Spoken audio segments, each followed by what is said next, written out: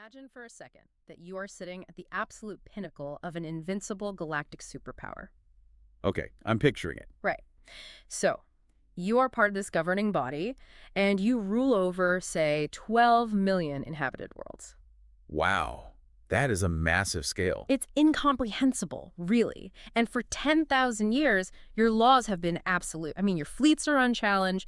Peace is just a total guarantee because, well, honestly, nobody would ever dare question your authority. Right, you've essentially mapped the stars, categorized every known threat, and you probably sleep incredibly soundly at night. Exactly. You sleep like a baby, but then you wake up one morning and these reports start coming in. Entire star systems right on the edge of your territory have just vanished. It's completely gone. Completely gone. No stress calls, no wreckage, nothing. So you send out your most elite investigation armadas to figure out what's going on, and, well, those vanish too, without a single trace. I mean, that is the ultimate nightmare for any heavily structured system, right? The complete, inexplicable silence.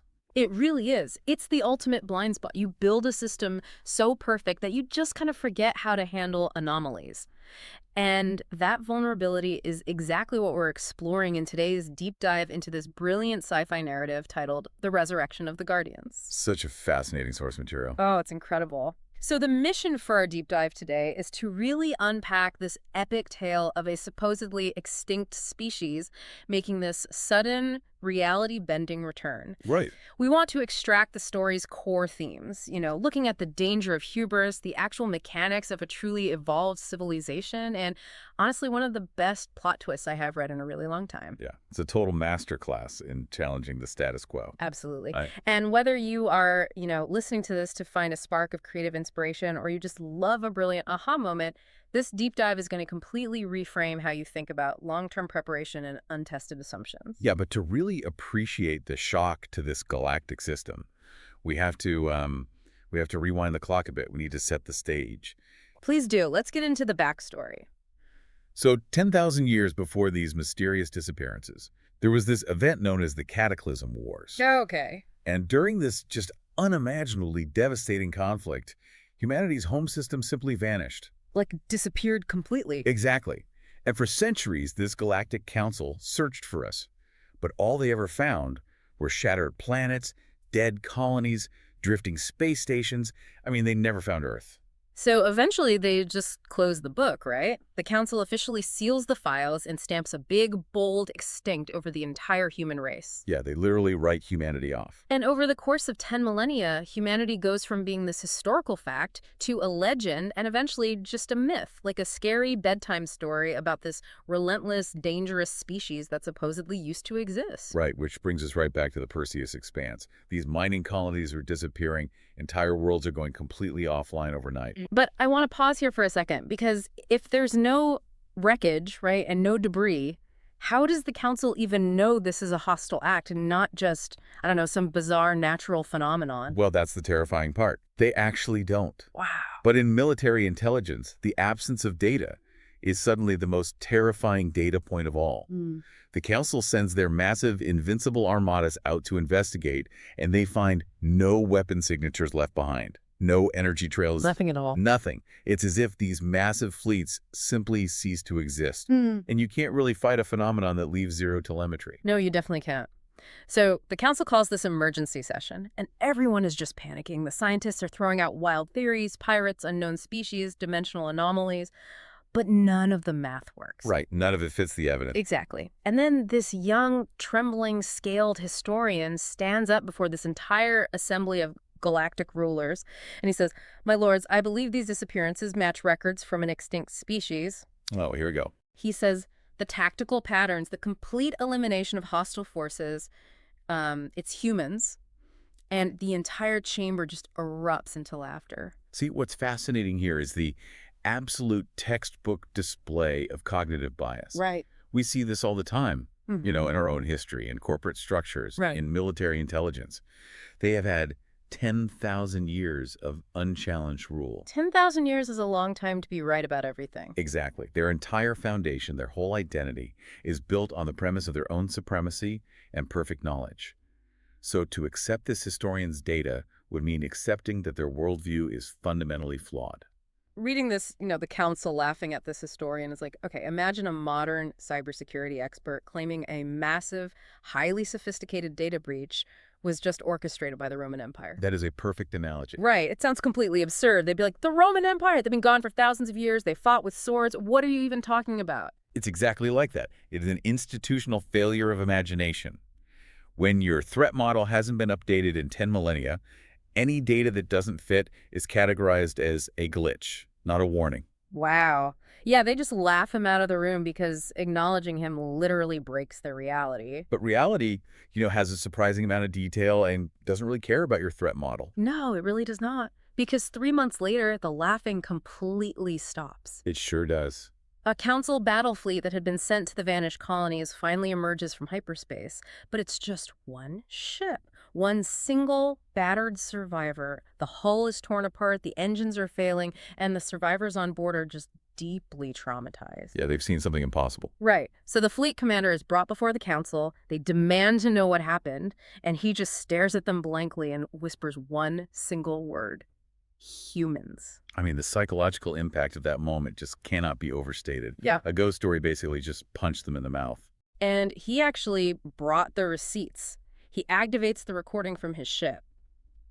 And the council watches this footage, and it's just, empty space stars. And then suddenly, with no warp signatures, no emissions, no warning whatsoever, hundreds of massive, sleek ships just blink into existence. Right out of nowhere. Right out of nowhere. They are larger than anything the council has ever built. And across every single hull, there is this glowing symbol, a blue planet surrounded by stars, Earth. If we connect this to the bigger picture for a second, think about the physics required here. Okay, yeah, let's talk about the physics. The Council relies on warp signatures, right? Detectable emissions. The fact that the human fleet simply appears means they have mastered a level of physics likely, folding space or utilizing extra dimensions to bypass linear distance entirely. So they're not even playing the same game. Exactly. It is an immediate, terrifying demonstration of an insurmountable technological gap. And then comes the message. The human fleet transmits a broadcast, and this calm, composed voice just echoes through the council chamber. It says, "You declared us extinct. You were wrong." Just chilling. I mean, every single council member is just staring in horror. Humanity is alive. Now, if I'm the council chancellor, I'm looking at this telemetry data and realizing my physics textbooks are completely obsolete. The logical move is diplomatic outreach, right? You would think so. But an entrenched superpower can't really afford to look weak, can they? Precisely. How does an entrenched, arrogant power structure react when confronted with an outside context problem? With overwhelming brute force, they fall back on exactly what they know. Which is violence. Right. The Chancellor immediately orders total mobilization. Thousands of fleets, millions of warships assembling for conflict. Because in their minds, humanity has been hiding for 10,000 years. The Council assumes that sheer numbers will just crush them. So they launch this massive armada right into human territory. Yeah, they expect to find a species just clinging to survival out in the dark. But they are so wrong. And this is where the Council's fundamental lack of imagination really becomes their greatest vulnerability. They expect to find scavengers in ruins. Instead, when they enter human space, they find a civilization that has completely transcended the limitations of normal existence. Right. The humans haven't just been surviving, they have been incredibly busy. Very busy. The Council fleet drops in, and they see entire stars that have been re-engineered. They see Dyson swarms capturing the complete energy output of suns, artificial planets orbiting around these massive megastructures, instantaneous gateways connecting star systems. It's breathtaking. Okay, let's actually unpack this, because we hear Dyson swarm a lot in sci-fi, but let's ground that concept for a second. What does it actually mean to capture a star's output? Well, it means humanity has officially ascended the Kardashev scale. Okay, right. In astrophysics, a Type I civilization can use all the energy of its home planet. A Type II civilization, which humanity has clearly become here, can harness the total energy of its star. And a Dyson swarm isn't like a solid shell. It's millions of orbital habitats and solar collectors surrounding a star, beaming unimaginable amounts of energy back to their grids. I mean, the energy available to a Type II civilization is billions of times greater than a Type I. Billions. So the Council isn't just facing better ships, they are facing an entity with practically infinite power. Exactly. And this raises a really crucial insight about the nature of time and progress. How so? Well, for the Council, 10,000 years was a period of stagnation. They were on top, they had no existential pressure, so they just didn't innovate. They maintained the status quo. Right, they got comfortable. Super comfortable. But for humanity, driven into the dark, forced to survive, those 10,000 years were a crucible. Existential pressure accelerates evolution. Peace, ironically, degraded the Council's ability to innovate. That makes so much sense, and the Council finds out just how outmatched they are very, very quickly. Oh, yeah. The Council's grand invasion, this massive armada of millions of ships, lasts exactly 6 minutes. 6 minutes. 6 minutes. Human drones appear by the millions. Autonomous warships bleed out of hidden dimensions. The text says reality itself seemed to bend around human technology. The entire Council armada is just annihilated, and humanity doesn't lose a single vessel. But wait, 6 minutes. Even with the technological gap, how do you physically dismantle that much mass in 360 seconds? It implies they weren't even fighting a traditional war. Well, they weren't. I mean, you can't coordinate a defense against a 6-minute war using biological reflexes. Right. Humanity was likely using decentralized artificial superintelligence. The drones are calculating firing solutions in picoseconds, anticipating Council fleet movements before the Council commanders even formulate the thought to move. Wow. It's a mathematical demonstration of absolute superiority. Yeah, the Council scientists reviewing the data realize humanity's energy sources are centuries beyond their comprehension. But the most terrifying conclusion the scientists reach is actually about humanity's intent. They realize humanity has spent 10,000 years explicitly preparing for war. They prepared for the worst-case scenario with the focus of a species that had already stared extinction in the face. And having just lost spectacularly, the Council doubles down. Of course they do. It's the sunk cost fallacy on a galactic scale. They launch one final, desperate offensive. Yeah. Every available fleet, every soldier, every weapon they have left, the greatest military force ever assembled in galactic history, meets near the Orion Gate. But humanity doesn't send thousands of ships to meet them. They don't even send hundreds. They send one. Just one. A single vessel emerges from hyperspace, but this thing is larger than a moon. Its surface is glittering silver. There are entire ecosystems visible beneath transparent domes, cities covering its hull. It's literally a floating world. And painted across the side is its name, Terra Nova. I mean, the symbolism of the Terra Nova is profound. It's not just a warship, it's a sanctuary. It's a statement of survival and flourishing. Now, I want to unpack this battle because I have to push back a little on the typical sci-fi laser battle trope here. Okay, yeah. Usually you expect the big ship to open up with massive cannons and just start blowing things up. The Council commanders actually laugh when they see it. One ship against millions. So the Terra Nova activates, but they don't fire a single laser. No, because they don't need to. This is where we see the philosophical implications of truly advanced power. The Terra Nova doesn't engage in a firefight, it changes the rules of the environment. Right. The stars dim, space twists. Yeah. It's like trying to fight someone in a swimming pool full of wet cement. They didn't punch the Council's fleet, they just changed the viscosity of the environment so the fleet couldn't even throw a punch. That is the perfect mechanistic analogy. Yeah. The Terra Nova is actively altering the local physics. By artificially increasing the gravitational constant in that specific sector of space, or, manipulating the strong nuclear force, the Council's engines become too weak to move their own mass. That's insane. Their weapons systems simply fail to ignite, because the fundamental rules of combustion or energy transfer have been temporarily rewritten around them. The Terra Nova doesn't fight them. It just turns off their ability to fight. It's unbelievable. And the Council, in their blind panic, still tries to attack. They manage to fire thousands of beams at this giant ship. But when the smoke clears, there isn't a single scratch on the Terra Nova. And then the human flagship finally responds. Here it comes. They use a single energy pulse, just one, and half of the entire Council fleet disappears. Millions of ships. But here's the kicker. They aren't destroyed. They are teleported. Yes. They suddenly find themselves light years away, completely unharmed but totally removed from the battlefield. The war is over instantly. The science of that restraint is just staggering. To teleport millions of ships requires an unimaginable mastery of entropy. How so? Well, destroying a ship is easy. You just add energy until it breaks. It's chaotic. But teleporting a ship intact means perfectly mapping and moving trillions of quantum states without disrupting the biological processes of the crew inside. Wow, okay. So the restraint isn't just moral, it's a terrifying display of computational superiority. They are communicating, essentially. Hmm. We are so far beyond you that we can pause your existence and just place you elsewhere. I'm struggling with this part, though. If they have the power to teleport millions of ships, they clearly have the power to atomize them. Absolutely. Sparing them feels incredibly risky. Why leave an enemy alive at your borders? I mean, why choose restraint? The answer to that question really flips this entire story upside down. It really does. It forces a total reevaluation of everything we've learned so far. So, shortly after this non-battle, a human representative requests permission to speak to the council. A hologram appears in the chamber.